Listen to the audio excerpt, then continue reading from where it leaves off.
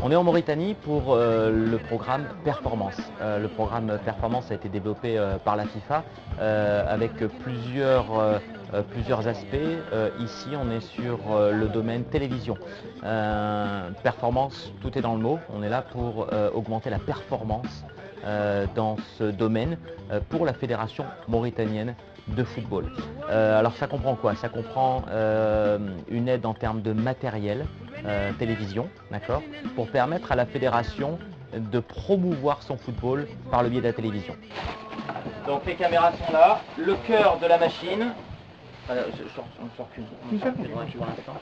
le cœur de la machine, elle est là, voilà. Ça c'est un ordinateur, vous voyez, c'est la sortie d'un ordinateur, comme un ordinateur classique. Sauf que devant, c'est bizarre, il n'y a pas un petit bouton de marche-arrêt, mais il y a plusieurs entrées et sorties pour l'audio. Ça nous permet de faire du direct. La formation est basée sur 6 jours.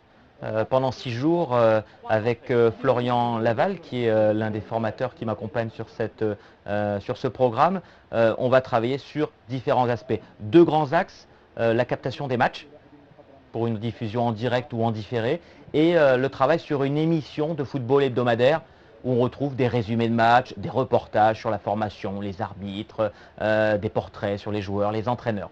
Donc ces 6 jours ont été divisés suivant le programme, puisqu'on avait plusieurs matchs, la reprise du championnat de la Mauritanie, ici de première division, et on a travaillé sur tous ces aspects avec le tournage, le montage, la captation, la prise en main de ce nouveau matériel qui est arrivé, qui est un matériel en HD. C'est la première unité HD sur le territoire mauritanien. On va déjà tout brancher ici pour voir si tout marche.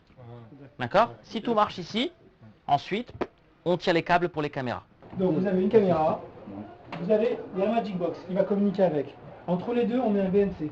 Donc le BNC, il arrive de la caméra et il rentre dans la Magic Box. Okay, je suis avec Olivier depuis la première mission qu'on a fait pour la Mauritanie. Parce qu'en fait, on est parti, c'est la deuxième fois qu'on vient en Mauritanie. On est venu une première fois pour une mission d'observation. C'est à cette occasion que j'ai rencontré Olivier, qui a commencé à me former, à me briefer sur le projet. Et depuis, je l'accompagne sur l'ensemble du projet Mauritanie. Je suis là en support sur tout ce qui est, on va dire, gestion des caméramans et appréhension du reportage de manière générale, quoi. Et comme en plus j'ai quand même un petit peu travaillé sur le continent africain, j'apporte ma petite touche relationnelle, interculturelle, quoi. Un match de football, voilà, on n'a pas la ligne est là, on n'a pas le caméraman qui est au bord de la touche comme ça, d'accord? Il y a une limitation, la limitation elle est faite essentiellement également pour la sécurité des joueurs. Si vous êtes ici, vous pouvez être un danger pour le joueur. Parce que c'est du métal, vous pouvez être un danger, d'accord? Et également pour le matériel, d'accord? Mais la première chose, c'est la sécurité des joueurs. C'est pour ça qu'on met les caméras, en général, derrière à peu près à 3 mètres, 3 mètres 50, ok? À notre arrivée avec Florian Laval et Djamil Faye, qui est le coordinateur FIFA pour la zone Afrique du programme Performance, nous avons été agréablement surpris par le nombre des stagiaires, ils étaient une dizaine, et l'enthousiasme. Je pense que ce projet a trouvé vraiment un intérêt, un écho ici. On sent que les gens aiment le football, qui veulent, on va dire, le transmettre et qu'un plus grand nombre de personnes puissent en profiter à la télévision.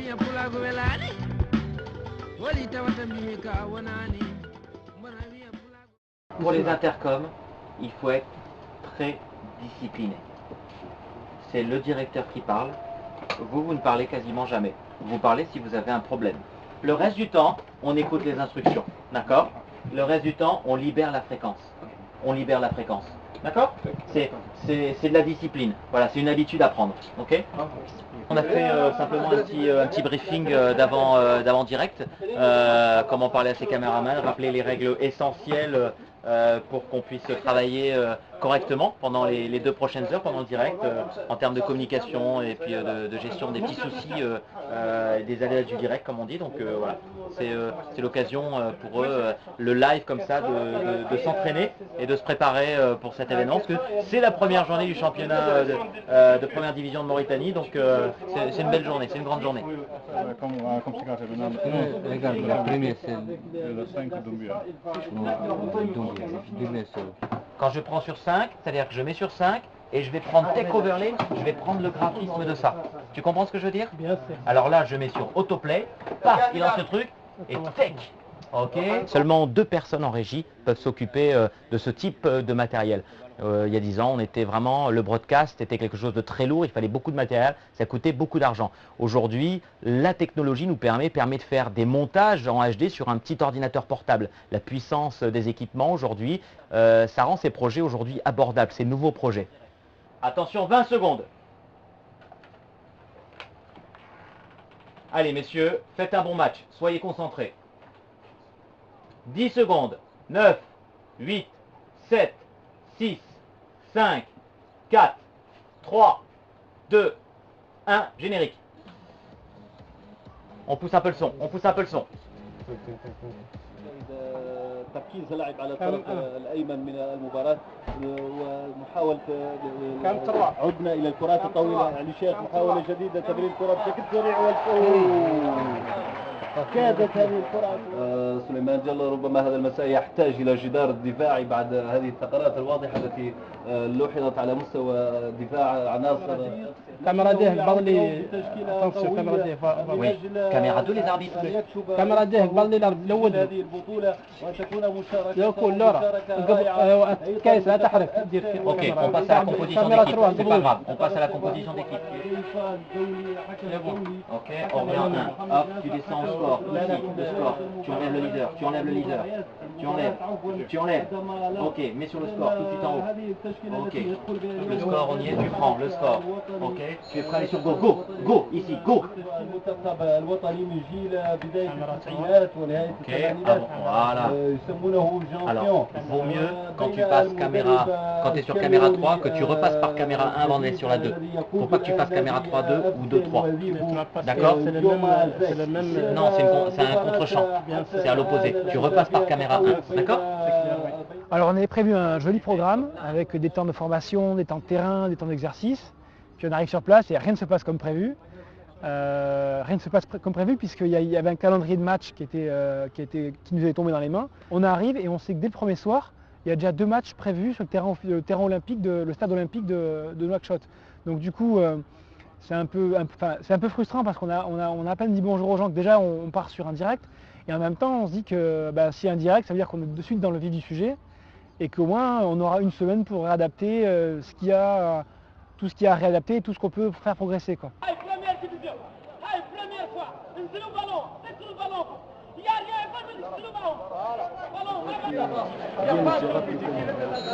Que les choses dès la première journée vont démarrer et nous tiendrons. Deuxième coach. Deuxième coach.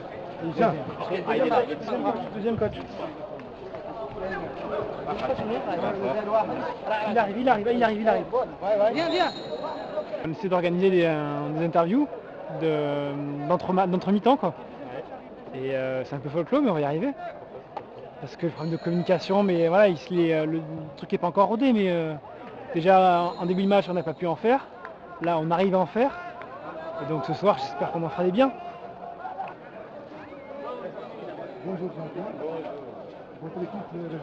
C'est un outil aujourd'hui, la télévision, qui est incontournable pour la promotion de son sport, que ce soit le football ou tout autre sport. Aujourd'hui, on veut promouvoir quelque chose. C'est vrai que la presse, le web sont aussi des valeurs sûres, les réseaux sociaux également aujourd'hui, avec leur émergence. Mais la télévision reste, on va dire, l'élément le plus important. Et dans le cadre de cette fédération qui est très dynamique, par le biais de ses ambitions et par le biais de son président surtout, il a semblé important à la FIFA de tester ce projet, puisque c'est un projet pilote dans le cadre du programme Performance, ce projet télévision, de l'essayer dans cette fédération et de les aider à promouvoir leur football par le biais de la télévision. Voilà. C'est sur ça qu'on va essayer de travailler aujourd'hui, c'est-à-dire que quand je parlais tout à l'heure des besoins, et c'est un travail qu'on va faire après, on est juste au début. Quand vous allez dans un match aujourd'hui de Champions League ou de Coupe du Monde ou de Coupe d'Afrique, vous voyez souvent que le jour du match, en plus de votre accréditation, vous avez une suraccréditation, je l'appellerai aire de jeu.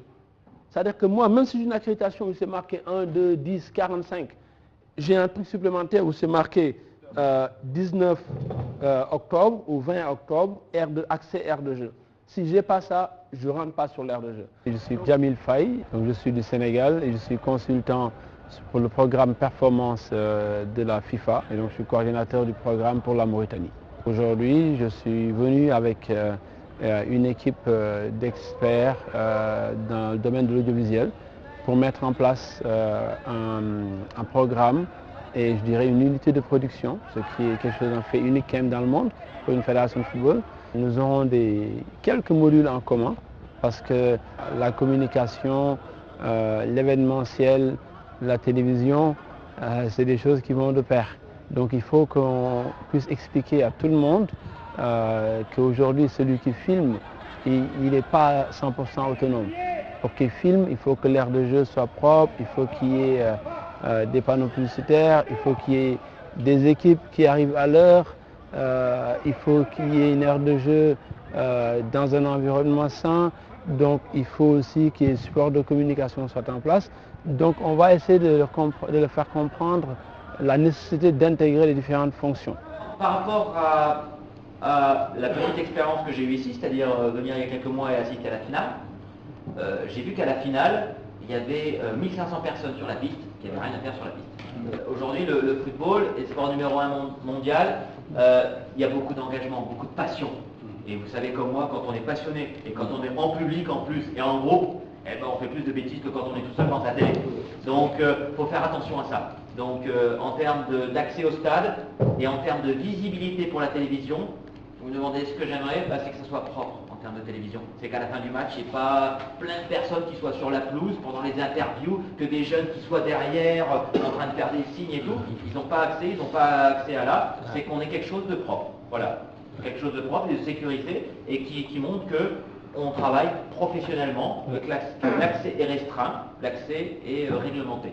Quand la FIFA m'a demandé de venir en Mauritanie, je me suis, je dirais, réintéressé un peu au football en Mauritanie, que je connais, mais peut-être pas, je n'ai pas fait l'analyse en profondeur avant.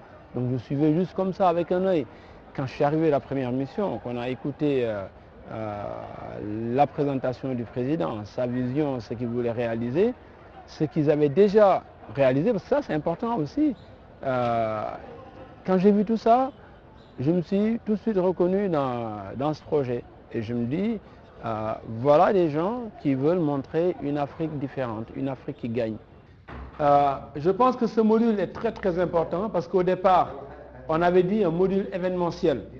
On devait toucher aussi aux autres événements de la FFRIM. On s'est rendu compte qu'on les a identifiés, mais qu'on n'a même pas pu y toucher. Ce n'est pas dans tous les pays que les gens viennent à la mi-temps descendre pour faire la prière.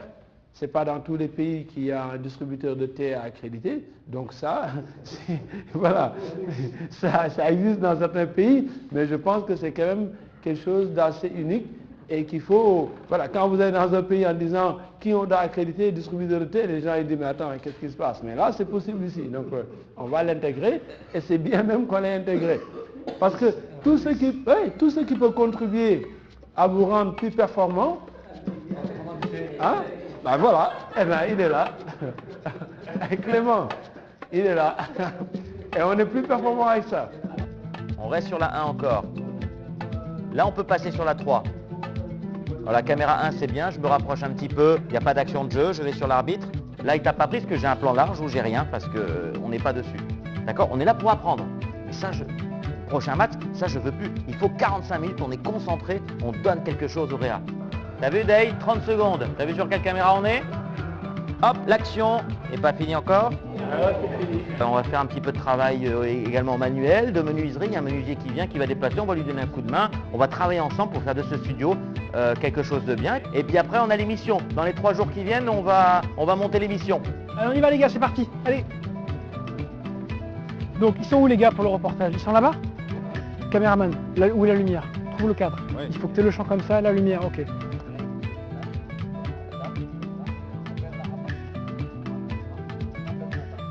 On a nos images. On revient ici, vous allez voir dans Média Projet. Dans Média Projet, qu'est-ce qui s'est passé? J'ai tous mes clips qui apparaissent.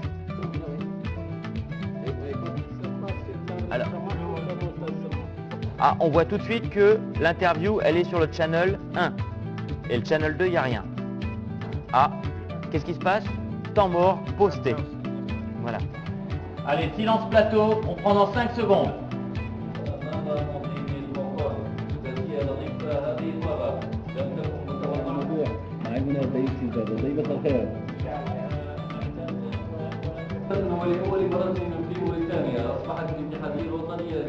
Travailler avec des gens qui sont passionnés, c'est toujours un plaisir. Alors que ça soit en Mauritanie, que ça soit en Papouasie-Nouvelle-Guinée, du côté de chez moi, c'est vrai qu'il y a toujours quelques petites appréhensions, mais dès qu'on est face à des gens qui soient professionnels ou un petit peu moins, mais qui ont la passion, tout se passe en général bien avec le sourire. Et c'est ce qui s'est passé cette semaine. On a beaucoup échangé. On a avec Florian essayé de transmettre notre savoir. On a également beaucoup appris avec leurs contacts. Donc c'est toujours une expérience bénéfique dans les deux sens. Hein. Je le dis toujours, on est en formation dans les deux sens. Voilà.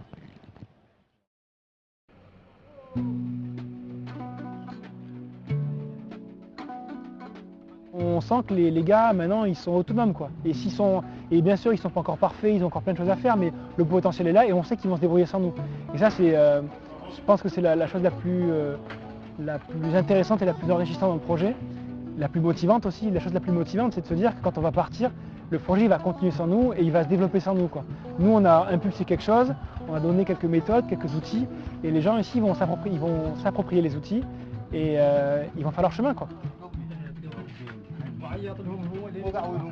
Le projet va bien sûr continuer déjà avec un suivi de la fédération, des instances dirigeantes de la fédération de football de Mauritanie, et il y aura un suivi de formation entre 3 et 6 mois de la part de Florian qui reviendra sur le terrain pour faire un complément de formation et faire un suivi, réorienter si besoin est, faire un point sur l'équipement, le matériel, sur l'état des troupes également. Est-ce que tout le monde suit? J'espère que les gars auront progressé, qu'ils seront encore plus sûrs, qu'ils seront encore plus rodés, qu'ils feront moins d'erreurs d'inattention. Et puis j'essaierai de voir si on peut tout valider ou s'il faut faire des compléments de formation. Parce que voilà, moi je reviens encore une fois, après c'est fini, il faut qu'ils se débrouillent, quoi. J'espère revenir pour rien quelque part la prochaine fois. J'espère que je vais revenir et que j'aurai rien à faire, quoi. Ça sera une victoire. On ne vient pas imposer une façon de faire, on ne vient pas avec un manuel préfet, on vient, on écoute, on discute et à la fin on se dit est-ce que vous êtes d'accord? Non, je ne suis pas d'accord, jusqu'à ce qu'on tombe d'accord sur quelque chose. Ce que les Anglais appellent ownership, voilà, on est tous propriétaires de ce projet-là. Ensemble et ça c'est vraiment extraordinaire. Cette formation elle est bien telle qu'elle en Mauritanie avec tant de jours, tel matériel, tels interlocuteurs, mais il faudra à chaque fois réadapter à chaque pays. En Afrique, en Asie, où qu'on aille, ça sera du sur-mesure, quoi. Il y aura à chaque fois une observation à faire et parce qu'on est souple, parce qu'on a un matériel qui est souple, il faudra à chaque fois réadapter au potentiel et au contexte de chaque pays. Il faudra faire du sur-mesure.